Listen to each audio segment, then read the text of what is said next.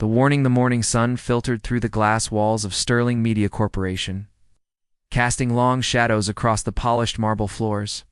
Marcus Rivera adjusted his daughter's backpack and squeezed her small hand gently. Lily looked up at him with wide brown eyes, her excitement barely contained. "Remember what I told you, sweetheart?" Marcus whispered, crouching down to her level. "Stay in the break room with the other kids. Mrs. Patterson will be watching you all." "I know, Daddy," Lily said, her voice soft but bright.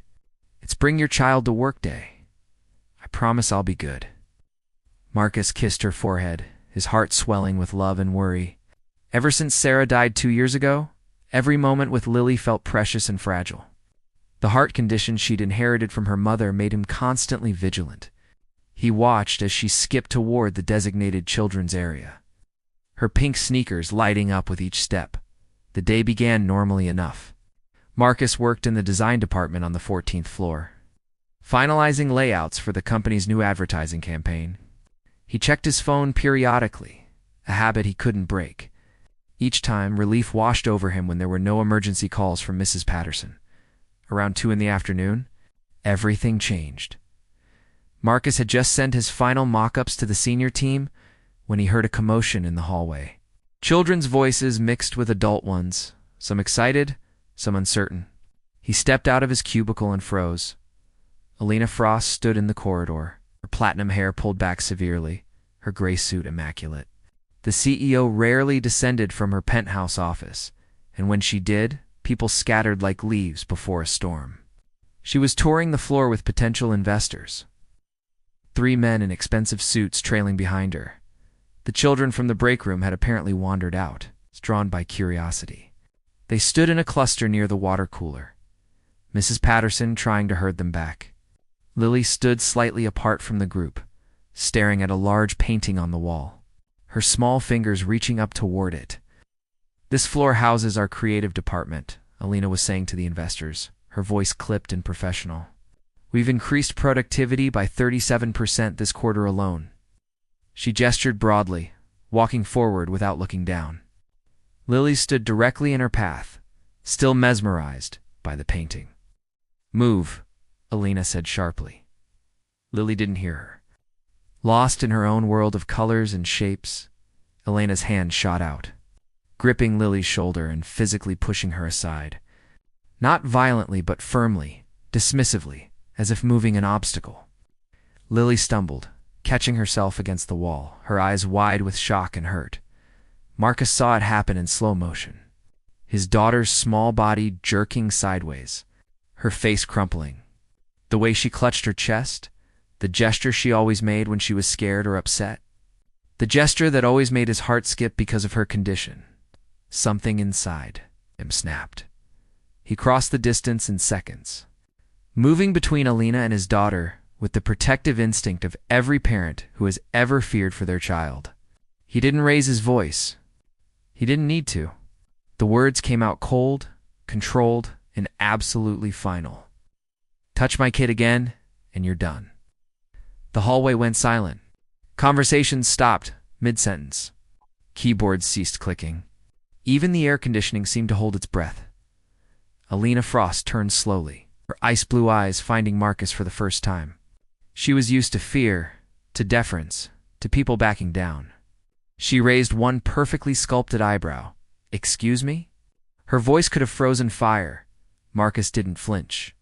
He kept his body between Alina and Lily, his hands clenched at his sides, not in aggression, but in restraint. Behind him, he felt his daughter's small hand clutch his pant leg. "You heard me," Marcus said, his voice steady, despite the adrenaline coursing through him. "I don't care who you are or what position you hold. You don't put your hands on my daughter, ever." The investors shifted uncomfortably. Mrs. Patterson stood frozen, her hand over her mouth. Elena's assistant, a nervous young woman named Jennifer, looked like she wanted to disappear into the floor. Elena's expression remained unchanged. Something flickered in her eyes. Surprise, perhaps, or recognition. Her gaze moved past Marcus to the small girl behind him, taking in Lily's protective stance against her father's legs, her hand pressed against her chest, her lower lip trembling. "She was in the way," Elena said. but her voice had lost some of its edge. "She's 6 years old," Marcus replied. "She has a heart condition. And even if she didn't, she's a child. Your convenience doesn't give you the right to manhandle her." The word manhandle hung in the air, heavy with accusation. Around them, employees had emerged from their cubicles, drawn by the unprecedented confrontation. No one spoke to Elena Frost this way. No one challenged her. The company ran on efficiency and fear, and she was the architect of both. Marcus knew he was probably finished here. Knew he'd likely be escorted out by security within the hour. But as he felt Lily's rapid heartbeat against his leg, heard her small, scared breaths, none of that mattered. He'd said what needed to be said. He'd protected what needed protecting. Elena stared at him for a long moment. Her face revealed nothing, but her hand, clutching her phone, had gone white at the knuckles. The investors whispered among themselves, clearly uncomfortable with the scene. Then something unexpected happened. Elena's gaze dropped. Just for a second, but Marcus saw it. Saw something crack in that perfect icy facade. When she looked back up, her eyes were different. Still hard, still controlled, but with something raw underneath.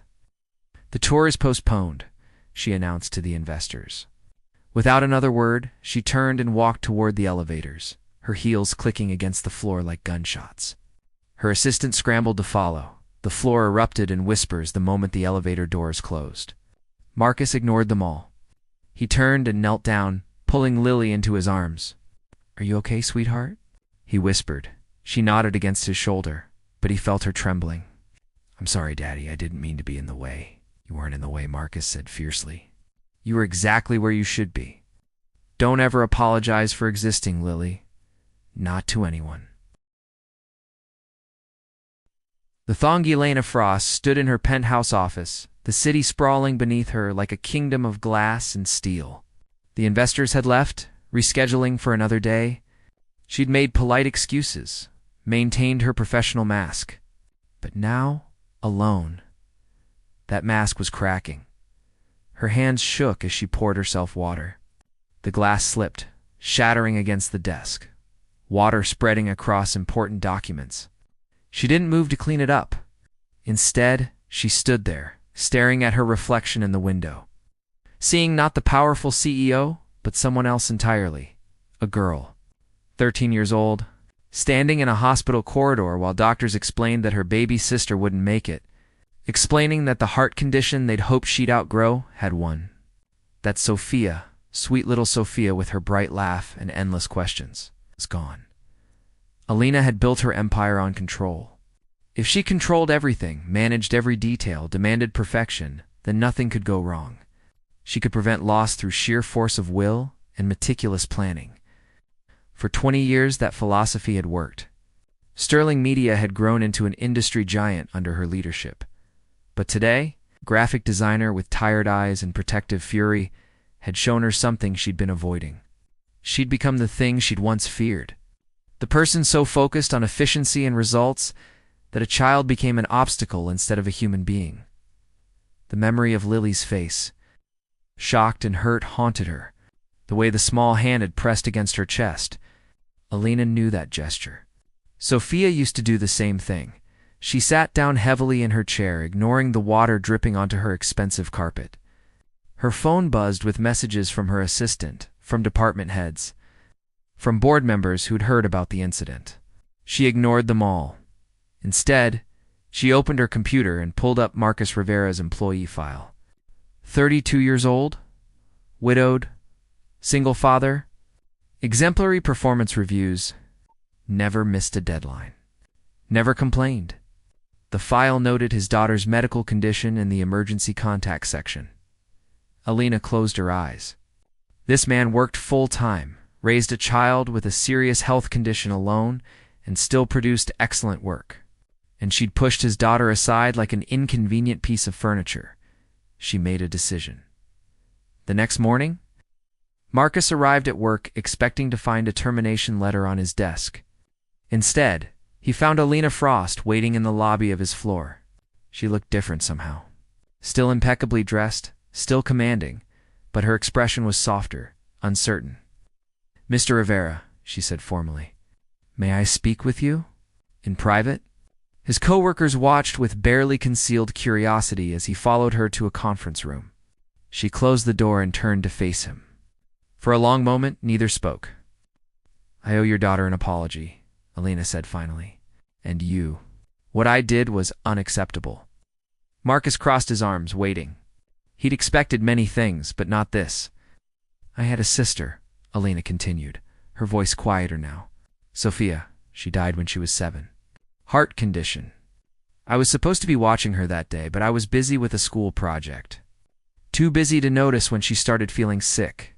By the time I realized something was wrong, it was too late." Marcus's expression softened slightly. Understanding, dawning.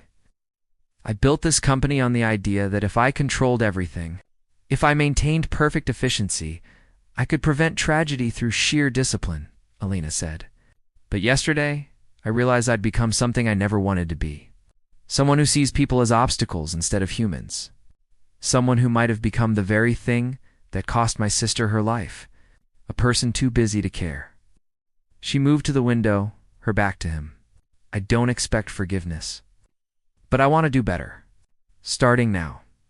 I've reviewed our policies. Effective immediately, parents can bring their children to work whenever needed, not just on special days. We're implementing flexible hours. Any employee with a family member with medical needs gets priority for work-from-home options." Marcus was quiet for a moment. "That's a good start," he said finally. "But Lily still needs an apology. From you, directly," Alina said. Would you allow me that opportunity?" 2 days later, on a Saturday, Marcus brought Lily to a small park near their apartment. Alina met them there, dressed in jeans and a simple sweater. Looking more human than Marcus had ever seen her, she approached slowly, kneeling down to Lily's level, just as Marcus always did. "Hi, Lily," she said gently. "My name is Alina. I work with your daddy. I need to tell you something important. The other day when I pushed you, that was wrong. Very wrong. You weren't in my way. I was just too focused on other things to see you properly. I'm very sorry I hurt you and scared you." Lily studied her solemnly. "It's okay," she said finally. "Daddy says everybody makes mistakes sometimes." "Your daddy is a smart man," Alina said, her voice catching slightly. "I had a little sister once. She looked a bit like you. I miss her very much." "Where is she?" Lily asked with a child's innocent directness. "She's not here anymore," Alina said softly. "But seeing you reminds me of her. And it reminds me that being kind is more important than being busy." Something shifted in that moment. Lily, with the surprising wisdom children sometimes possess, reached out and patted Alina's hand. "It's okay to be sad," she said. "I get sad about my mommy sometimes. Daddy says it means we love them a lot." Alina's eyes glistened. She nodded, not trusting her voice.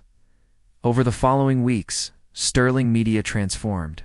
It wasn't immediate or dramatic, but gradual and genuine. Alina still demanded excellence, but now she balanced it with compassion.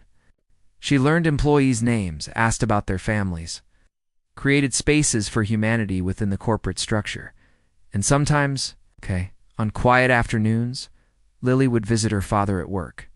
Alina would stop by, not as the intimidating CEO, but as someone who remembered what it meant to treasure every moment with someone you loved. Marcus watched these changes with cautious hope. He'd stood up for his daughter because it was right, expecting to lose everything. Instead, he'd sparked something unexpected. A transformation, a thawing of a frozen heart. One evening, as he was leaving work, Alina stopped him in the lobby. "Thank you," she said simply. "For what?" Marcus asked. "For reminding me what matters," Alina replied. "Your daughter is lucky to have you. You fight for her. I wish Sophia had someone like you fighting for her that day." "You were a child yourself," Marcus said gently. "It wasn't your fault," Lena smiled sadly. "Perhaps. But I can make sure no one in this company ever has to choose between their job and their family again. That much I can control. That much I can do, right?" As Marcus drove home that night, Lily chattering happily in the back seat about her day, he reflected on how one moment of courage can change everything. Not just for yourself, but for everyone around you. Sometimes the coldest warnings lead to the warmest transformations. Sometimes standing up for what you love doesn't cost you everything. Sometimes it costs you nothing and gives you everything. And sometimes, just sometimes, even the most frozen hearts can learn to thaw.